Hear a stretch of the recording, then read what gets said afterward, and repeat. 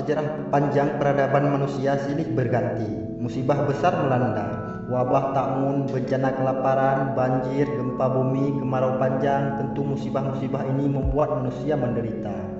Tidak terkecuali kaum muslimin. Hanya saja kita mengingatkan firman Allah, jika kamu menderita kesakitan, maka sesungguhnya mereka pun menderita kesakitan pula, sebagaimana kamu menderitanya. Sedang kamu mengharap daripada Allah apa yang tidak mereka harapkan, dan Allah yang maha mengetahui lagi bijaksana. Quran Surah An-Nisa ayat 104. Sekarang masyarakat dunia dilanda wabah corona, wabah yang berasal dari Wuhan. Terhitung sejak 100 hari kemunculannya pada tanggal 8 April 2020, wabah ini telah menewaskan 88.338 warga dunia. Semoga Allah mengampuni dosa dan kesalahan kita, menerima taubat kita, dan segera mengangkat musibah ini. Dalam sejarah panjang umat Islam, wabah yang menewaskan manusia skala besar pun pernah berkali-kali menimpa umat ini. Wabah-wabah ini menghilangkan ribuan nyawa penduduk-penduduk dalam kota besar. Para sejarawan seperti Abu Al-Mahasin dan Ibnu Iyas bersama tokoh lain juga mencatat bagaimana musibah ini menimpa kaum muslimin. Catatan mereka saling melengkapi sehingga gambaran kejadian semakin detail. Tidak ketinggalan, para ahli fikih semisal Ibnu Rushd juga membahas peristiwa ini dalam sudut pandang fikih. Sebagai yang kita rasakan pada hari ini, wabah di masa itu juga berdampak buruk pada kehidupan, ekonomi, sosial, dan lain-lain. Kemudian inilah wabah-wabah yang terjadi sebelum corona atau COVID-19 dalam sejarah Islam.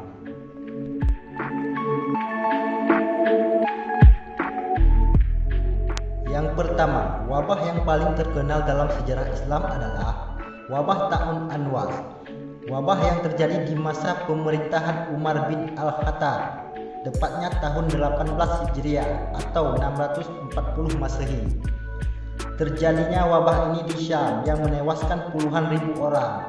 Wabah tersebut dikenal dengan nama wabah Ta'un Anwas. Kemudian mengapa dinamakan dengan wabah Ta'un Anwas? Anwas adalah satu wilayah kecil di Palestina antara Ramallah dan Al-Quds. Di wilayah inilah wabah tahun pertama muncul, kemudian menyebar dan melanda ke banyak wilayah serta merenggut banyak nyawa.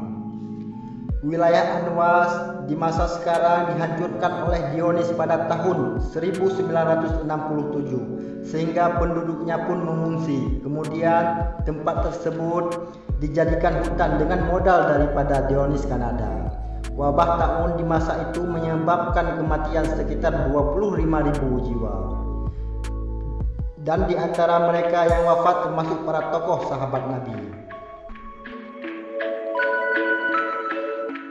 Wabah kedua, Ta'un Al-Jarif. Ta'un Al-Jarif terjadi di Basrah pada tahun 69 Hijriah pada masa pemerintahan Abdullah bin Ad-Dubair radhiyallahu anhu, di mana Al-Jarif yang artinya menyapu bersih karena begitu banyak orang yang wafat karena wabah ini. Maka dia disebut Ta'un Al-Jarif. Walaupun wabah ini berlangsung singkat, hanya 3 hari, namun mereka yang meninggal karena wabah ini digambarkan bagaikan sungai yang mengalir.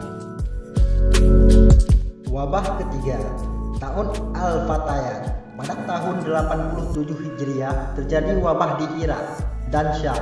Wabah ini dinamakan wabah Al-Fatayat yang berarti perempuan. Dinamakan demikian berarti wabah ini awalnya menyerang para wanita, kemudian baru para lelaki.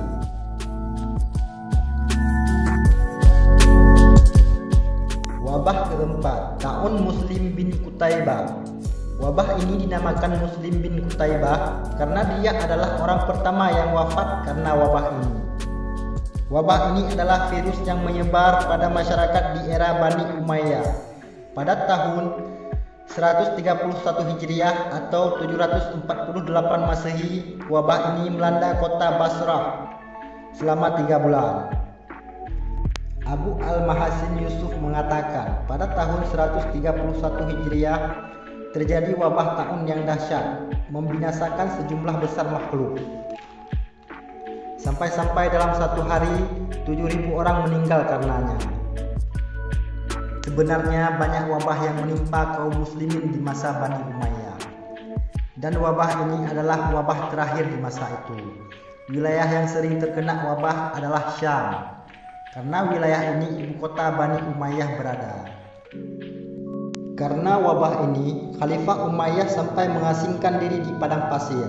Adapun Khalifah Hisham bin Abdul Malik menyiapkan sebuah tempat khusus di Irak.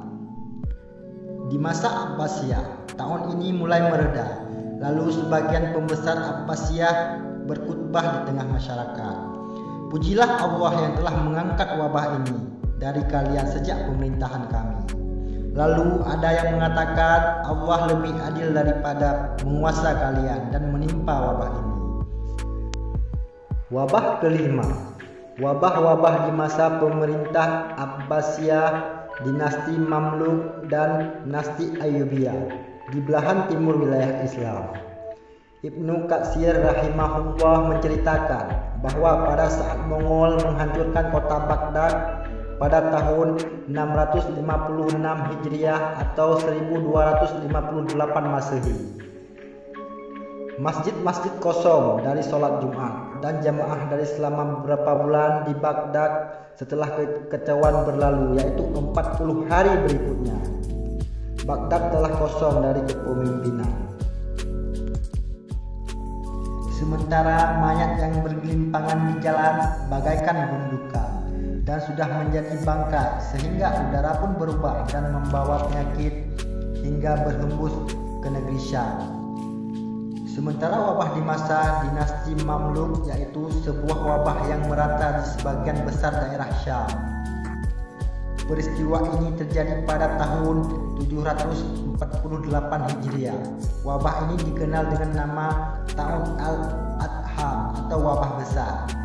Di manakah demikian? Karena penyebarannya yang sangat dahsyat dan membinasakan. Wallahu a'lam bishawab. Terima kasih telah menonton video dan juga membantu channel ini. Silahkan like dan berkomentar sebagai bahan diskusi, dan jangan lupa tekan subscribe dan lonceng notifikasi agar kamu selalu diberi informasi mengenai video baru dari channel KS TV Official. Wallahul muwaffiq ila aqwamit thariq. Assalamualaikum warahmatullahi wabarakatuh.